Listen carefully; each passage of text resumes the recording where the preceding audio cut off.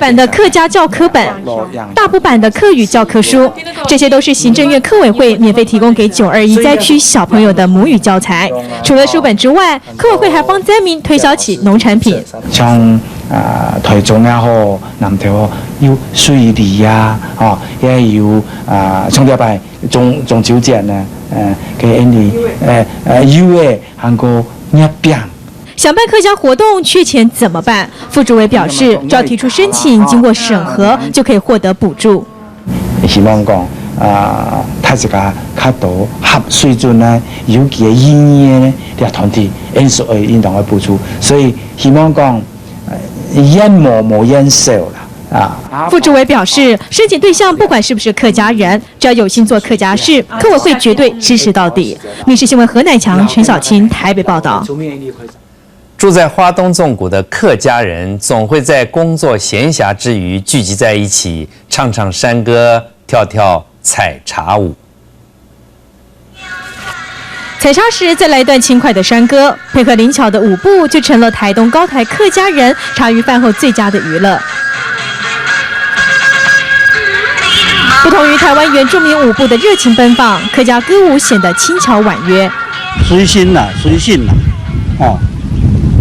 都空阳半床，东阳半床啦，摸纸天的各位。居住在花东纵谷的客家人，每天清晨天还没有亮，或者是晚上吃饱饭后，就会找个广场空地，大家聚在一起聊聊天、唱歌跳舞。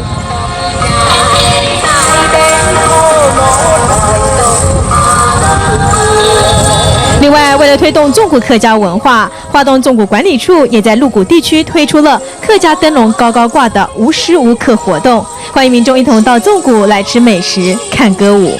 民视新闻李玉汉台东报道。